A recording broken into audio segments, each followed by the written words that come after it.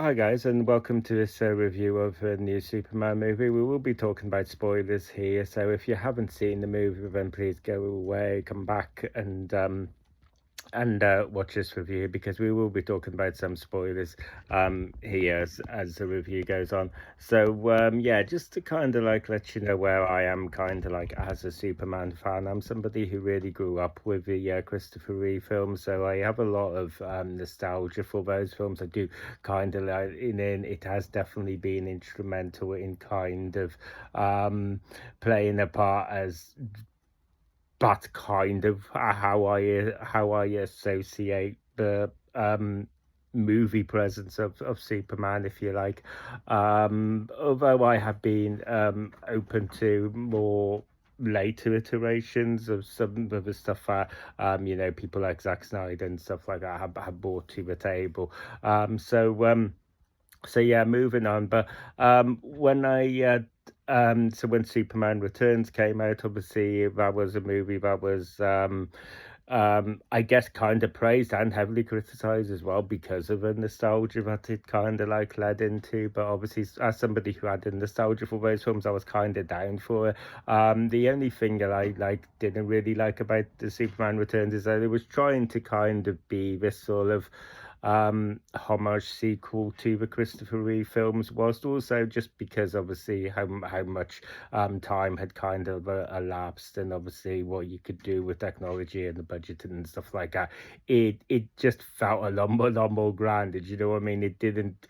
It felt like it was trying to follow on from those Christopher Reeve films, but yet also never really kind of for the nostalgia it was leaning into. It never really felt like it kind of was part of that same universe.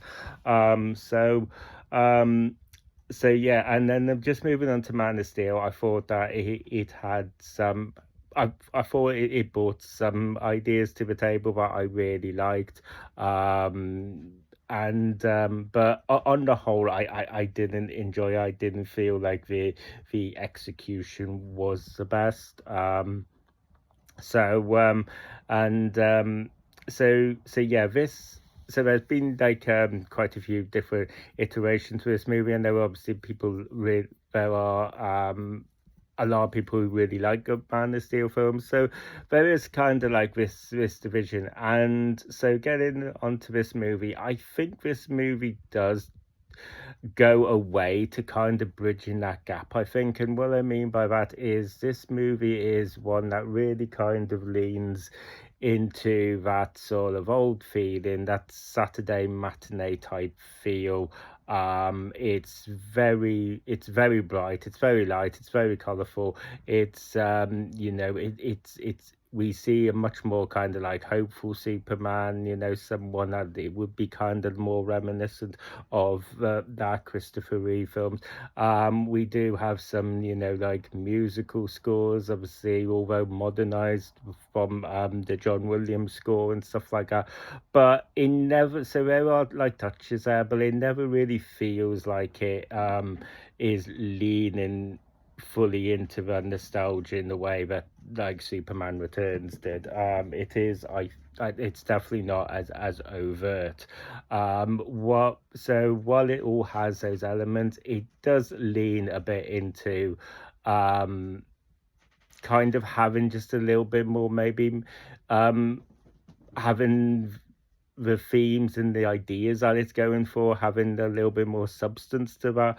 And I mean, I don't think that it's nowhere near goes nowhere near to the degree that all the BS controversy surrounding this movie is going. It's this is not a it doesn't go as far as making all these like political commentaries and all that, and it's not that, but it does just add a little bit of layers to it, just on that very basic fact that Superman Clark Kent is an alien coming to this and we have this villain who is just working with this dictator that kind of wants to wants to invade these countries, and that's kind of it. Yeah, like that's just the base of it, and it doesn't go anywhere beyond that. You know what I mean? So, and this movie has been in production for like about 3 years now. So it's definitely not kind of making all these commentaries about current events going on. You know, it is just that very basic fact of we have a we have a hero, sorry, who is an alien who has come to this who has come to Earth, and he's being pit against a villain who's just this dictator and just wants to kind of like control and power, and that's kind of it. Like it doesn't really go any more than that. Do you know what I mean? And if these types of films can't do that without being criticized as being political anymore, then we're in a big we got a big problem there. If these types of movies can't do that without being kind of criticized for being woke or political, when they're really not. They are just kind of being base. This is just a very kind of quite what's kind of what I mean by the old Saturday matinee feel as well, where it's just very much a kind of a good guy bad guy kind of story. So yeah, so yeah, kind of concentrating on the positives, not to kind of get bogged down with all that controversy. So let's move on. So yeah, this movie does have.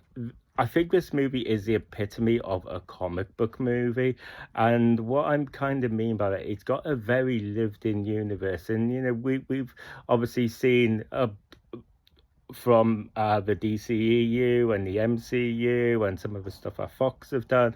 It's been going on for about the past 20 years, over the past 20 years or more. So, we've seen a lot of kind of fantastical stuff in these comic book movies and stuff. But this one just feels um, like you've just kind of opened up a comic book and just been dropped into that world. There's no kind of it doesn't ever get bogged down with backstory or explaining itself or doing any sort of origin story. It doesn't go into building up Clark and Lois's relationship and how they met and how they got together, or or any of that.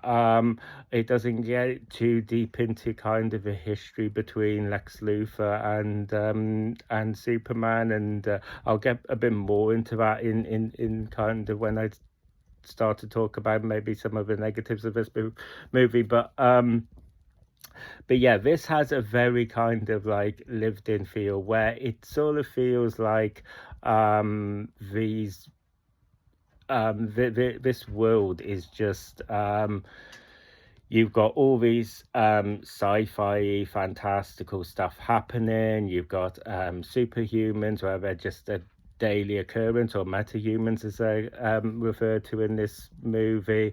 And you've got all these just fantastical comic booky stuff happening, and it's just kind of treated by the people in Metropolis as just these day-to-day kind of like occurrences. There's no kind of it's just kind of it's just sort of it just drops you right in the action, hits the ground running, and you're just kind of like expected to kind of go with it.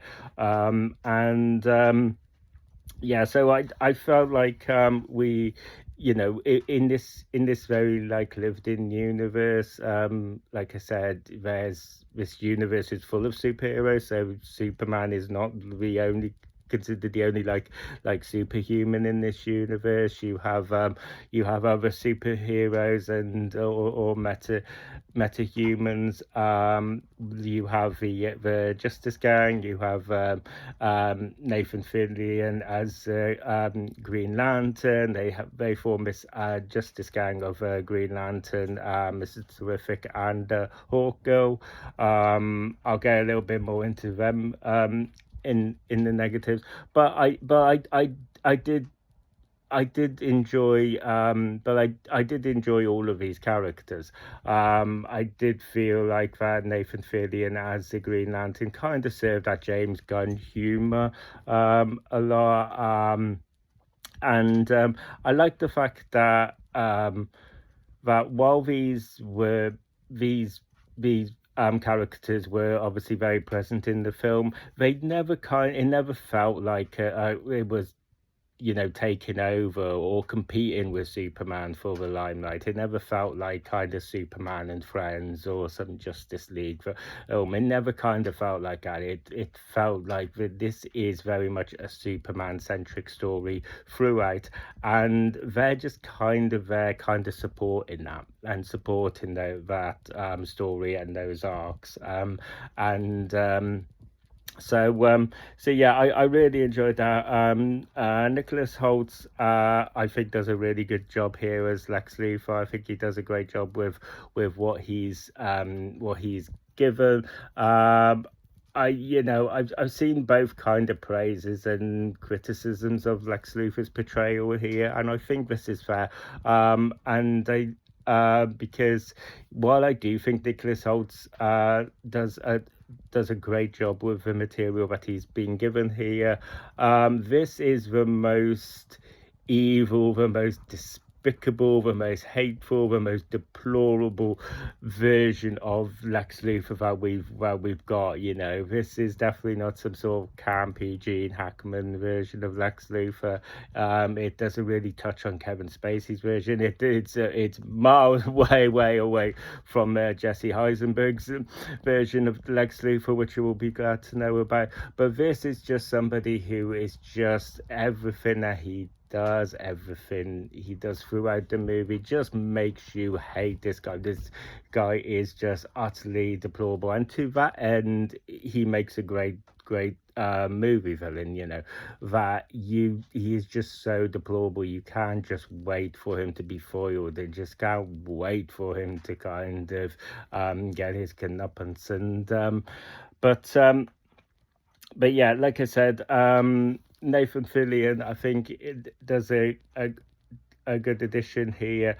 I don't, like I said, I don't know. Although I've grown up with the Superman films, I've never kind of been that invested into the comic books, so I don't really know how faithful these characters are to the comic books, especially when it comes to iterations of the Green Lantern and stuff like that. So I don't know how close Nathan Fillion is to this his kind of comic book counterpart. But yeah, I enjoyed it for it was, like I said, he did kind of serve a James Gunn humor here. So yeah, I mean, moving on to maybe more of a mixed, although I did really like the fact of just how comic booky this felt and how lived in it felt and how it got back to that sort of Saturday matinee feel, and I really enjoyed that. It does kind of make me wonder about kind of the future of this universe, where there's very much, as you've seen with examples that they've given of potential spin-offs here with the Green Lantern and the Justice Gang and stuff, and you're like, yeah, I can totally see obviously how this all kind of fits into the picture you're going for. But when you're looking into other DC properties such as like Batman, and you're going to Gotham City, which is a very much more grittier, grimier feel, and how that kind of is going to how that they're going to be able to pull that off and still make it feel all kind of part of the same universe. That's been some of the criticisms of these cinematic universes as well, where it's sort of like you're going to the lighter films, you're going to the darker films, and it all just kind of feels like it's a bit too much of a contrast, where it's hard to imagine all of these being part of the same universe, and there is a potential that this could fall in have the same pitfall. Hopefully it won't be. Hopefully they'll kind of find a way to work it out.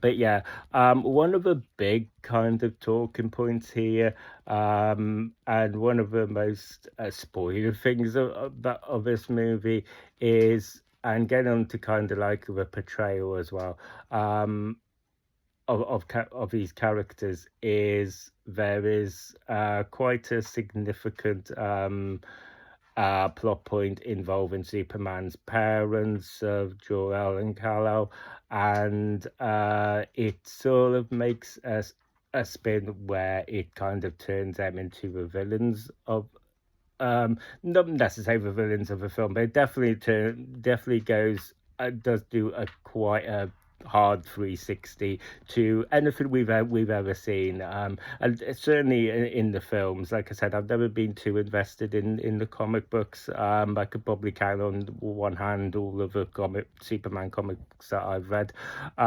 So I don't really know if this has ever been explored in any other comic book lore. But yeah, this spin that this um this plot point, this plot development, where Jor-El and Kal-El are basically kind of made to be these villains. I I feel kind of mixed about it, because I do kind of feel like I said, it is part of plot development. So to that end, I think it serves the plot point really well. It serves the character arc that Clark Kent is on, in terms of his own kind of identity. But I don't feel like we needed to go quite to that extent and do quite a 360 to kind of get to the payoffs that it's kind of trying to have.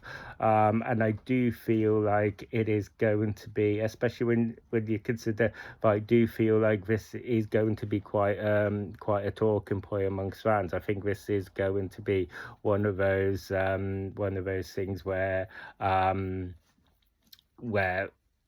think people are going to be fine with it, but I think there are going to be people who are going to have a major issue with this as well, and it's going to be a key criticism of this movie. And like I said, I think I think both of those viewpoints are valid. So I do like I didn't really care for the Superman that we get here is also a lot more shouty. He's and I'm not really sure how I felt about it. I didn't really care for that too much. Yeah, I mean, it was only kind of like a little thing. All the criticisms that I have for this movie are kind of like little niggly things, but it is kind of like interesting, because this is one of the few films where I can kind of say that I think for a lot of the things that it's going to be one of those movies where it's sort of a bit of an oddity, a bit of an enigma, in the sense where I think like it's one of those films where a lot of the things that you're going to see people praise in this film for are going to be exactly the same things that a lot of people are going to be criticizing it for as well. I do feel like it's going to be a divisive movie, and I hope kind of like all the BS controversy surrounding it online doesn't lead to this kind of toxic fandom where any criticisms of this movie are just kind of like shut down, because because fans of this movie are just going to go, well, you're just you're only saying that because of like some toxic Zack Snyder fandom. And I don't think that's necessarily always going to be the case. I think there are going to be criticisms aimed at this movie that are going to be very valid. But like I said, I mean, a lot of the things that I've talked about here obviously weren't major issues for me, but like I said, I can see how they would be kind of more significant for somebody else as well. So yeah, I mean, I do think there is also, going back to what I was saying before about this movie being a kind of a bridge, feeling like a bridge between what we've all the things that we've got gone before. There is obviously I've talked about how it kind of like leans into that kind of old Saturday matinee feel and the kind of nostalgia of the older Christopher Reeve films, but you do get kind of like a little bit more layered in terms of the storyline and the characterizations that we got with Man of Steel. But also on that note, it does feel like this movie is doing sometimes maybe what could easily see being cited as a bit of an overcorrection on this note. And what I mean by that is there were criticisms of the Man of Steel, especially in terms of the final act and the destruction of Metropolis and how it kind of felt like Superman would never allow this to happen. And in this movie, you see destruction, at least on the same kind of grand scale as that, if not more so. But there are just things where it kind of feels almost like it's going a little bit out of its way to kind of atone for that, where you have Superman going off and saving these squirrels and chipmunks, and he's catching this enough to catch this building, although there's a dozen more kind of falling elsewhere. And it just there's even going on to kind of like the question of post-credit scenes here. There's the first mid-credit scene, sorry, the very end post-credit scene is just Superman and Mr. Fantastic kind of clearing up the city, and it's played for very kind of comic relief, and it worked for me. It gave me a bit of a chuckle. It was a nice anecdotal thing, but there is quite a bit, especially in the final act, where it knows it's kind of going for this same destruction, and it's sort of trying to overcorrect itself. And again, I felt like it wasn't a big issue for me, but I can see how it would be a big issue for some people because yeah, although I wasn't a big fan of Man of Steel, I do feel like that was one of the criticisms aimed at Man of Steel. That was a bit more unfair. It felt like it that was the whole kind of big bombastic destruction finale kind of thing. You could aim that at a whole load of these kind of superhero movies. So it did kind of feel a bit unfair in that sense, and it feels like there are definitely moments where this movie is kind of going out of its way to kind of overcorrect that. And but yeah, like I said, it all in all, I really enjoyed this one, guys. I think that that this is breathed new life into it as somebody who was starting to get a bit bored of the superhero shared cinematic universes and stuff. This did kind of feel like this did feel a bit of a fresh breath of fresh air, and it has got me more interested in kind of the future of this shared universe now. So obviously we'll just have to kind of like see how it goes. But yeah, just as for somebody who is not a hardcore Superman fan and just a casual film goer, I really enjoyed this one, guys. And yeah, so thank you for taking the time to watch this video. If you enjoyed this video and you want to see more, don't forget to ring a bell for notifications. Don't forget to like and subscribe, and I'll see you guys on the next video. Thank you. Bye.